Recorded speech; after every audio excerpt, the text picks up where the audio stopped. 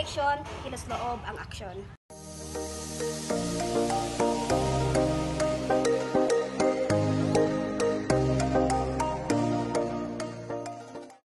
Ang ating isip ay parang kumpas. Ito ang gumagabay sa ating mga desisyon.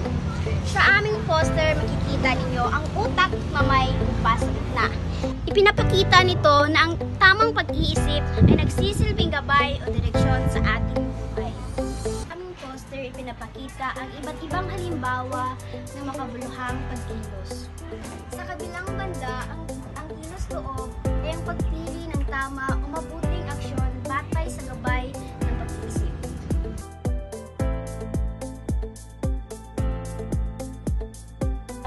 Pagtulong sa kapwa, gaya ng pagbibigay ng pagkain sa mga nangangailangan.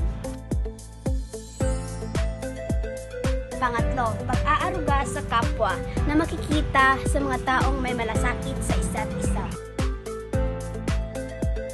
Panghuli ay ang pagtulong sa paglilinis sa ating kapaligiran.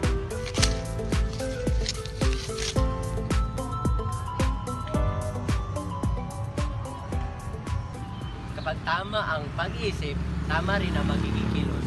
Isipin muna ang mabuti at saka kumilos ng may layunin, pagmamalasakit at kabutihan.